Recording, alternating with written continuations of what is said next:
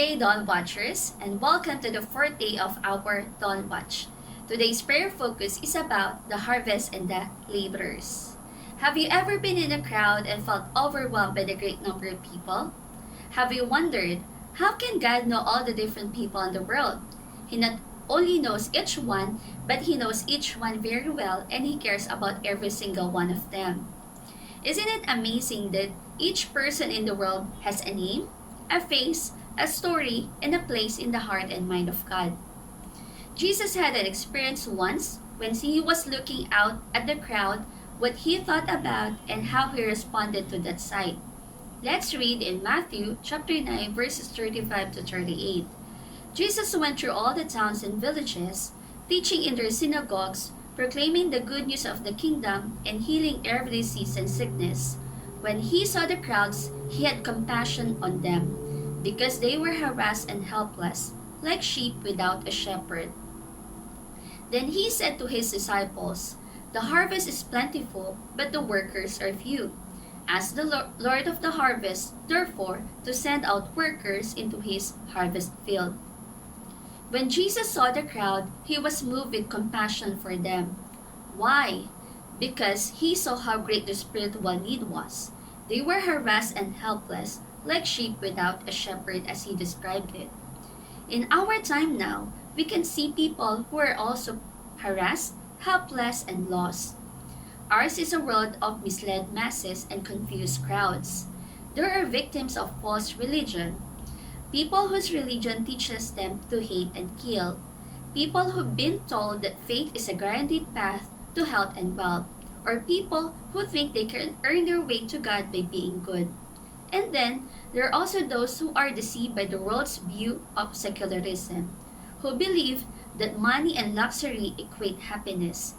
With power, they can play as gods. Indeed, the harvest is plentiful. One has said, "The world's great spiritual need is the church's great missionary opportunity." Jesus sees the human race as a field of crops, rich and ripe and ready to be brought in. To Jesus, it is always harvest time. John 4:35 says, "Don't you have a saying? It's still 4 months until harvest. I tell you, open your eyes and look at the fields. They are ripe for harvest." But there is a problem. The harvest is indeed plentiful, but the laborers are few. There is no enough workers in the harvest field. So what did Jesus tell us to do? Therefore, pray. Pray earnestly to the Lord of the harvest to send out laborers into His harvest. There are reasons why He said pray. First, because prayer is something everyone can do, and Jesus wants us all to be involved. Secondly, if we sincerely pray for the workers in the harvest, all the other things that need to be done will follow. We can pray for anything without also being willing to do more than pray, without offering ourselves as part of the answers to our prayer. If we pray for the harvest, then we're going to give and go and preach and teach and witness. We all will be involved.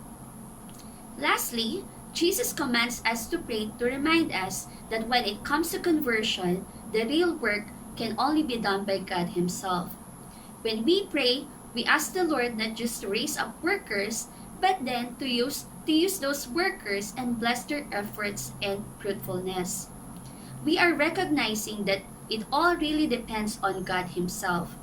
Jesus said, "Apart from me, you can do nothing."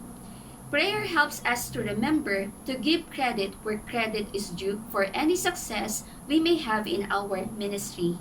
By starting with prayer and relying on prayer rather than our own efforts, we honor and glorify God from beginning to end. As we involve ourselves in kingdom work, whether it be formal ministry as a profession or informal ministry in our communities, we are answers to that prayer. To end, let's all ask ourselves, what can I do that would make a difference? As one have said, what we can accomplish would make as much difference in the world as one raindrop does to the ocean. The spiritual reality is that we are not in this alone. We can make a difference because it doesn't depend on us. Our role is to obey, and God's is to bring about the change. God bless everyone. To God be the glory.